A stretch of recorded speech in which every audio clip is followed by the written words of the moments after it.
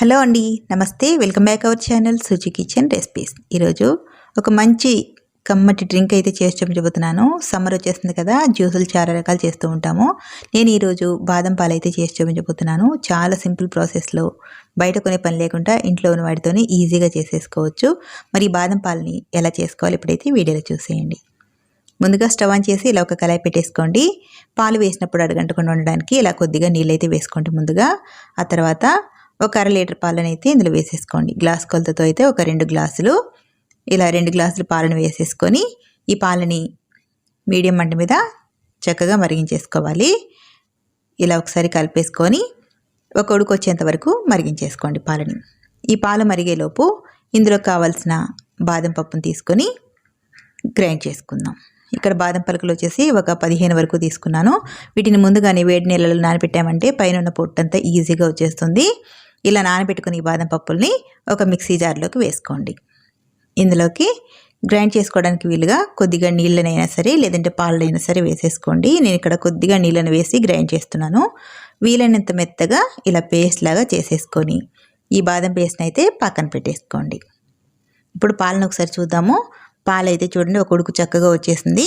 పాలంతా కూడా ఒకసారి కలిపేసుకొని ఇలా మరుగుతున్న పాలల్లో నుంచి 1.5 గరిట వరకు ఒక కప్పులోకి పాలని ఇలా సపరేట్గా తీసేసుకోండి పక్కకి. 1.5 గరిట ఇందులో పాలు వేసిన తర్వాత ఈ మిగిలిన పాలని సిమ్లోనే పెట్టి కొద్దిగా మరగనివ్వండి. ఇప్పుడు ఇలా పక్కకు తీసుకున్న ఈ పాలల్లోకి ఒక 2 టేబుల్ స్పూన్ల వరకు వెనీలా కస్టర్డ్ పౌడర్ని అయితే వేసుకోండి. వెనీలా ఫ్లేవర్ ఉండేది తీసుకున్నాను, టేస్ట్ బాగుంటుంది, అలాగే ఫ్లేవర్ కూడా చాలా బాగుంటుందండి. ఇలా 2 స్పూన్లు వేసుకొని ఉండలు లేకుండా స్పూన్తో ఇలా మొత్తం కూడా ఒకసారి కలిపేసుకోండి. ఇలా లిక్విడ్ లాగా ప్రిపేర్ చేసుకొని పక్కన పెట్టేసుకోండి. చూడండి, పాలు వచ్చేసి మనకి ఇలా మరుగుతూ ఉన్నాయి కదా. ఇందులోకి ముందుగా గ్రైండ్ చేసి పెట్టుకున్న బాదం పేస్ట్ ఉంది కదా, ఇది మొత్తం కూడా వేసేసుకోండి. ఇలా వేసిన తర్వాత అడుగంటకుండా ఇలా విస్కర్తో ఒకసారి కలిపేసుకోండి.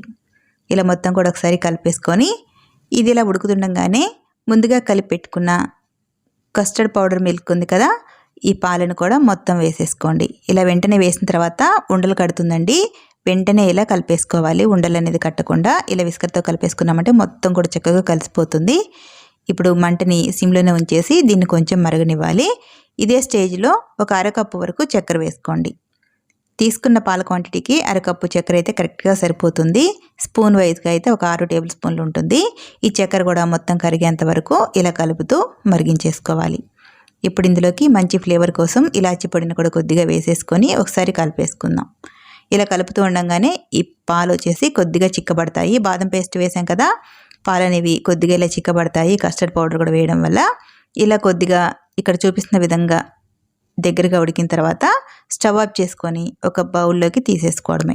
ఇలా గాజు బౌల్లోకి మొత్తం వేసుకున్న తర్వాత సన్నగా కట్ చేసి పెట్టుకున్న డ్రై ఫ్రూట్స్ని ఇలా పైనుంచి వేసేసుకోండి.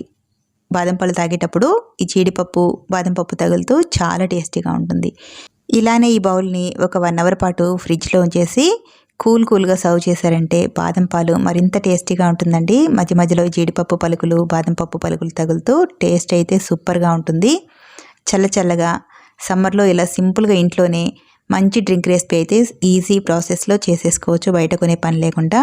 మీరు కూడా ఈ బాదం పాల రెసిపీని ఈ ప్రాసెస్లో ట్రై చేసి రెసిపీ ఎలా ఉందో కామెంట్ చేయండి. మరి వీడియో నచ్చితే ప్లీజ్ ఒక లైక్ చేసి వీడియోని మరికొంతమందికి షేర్ చేయండి. Subscribe to my YouTube channel. Thank you.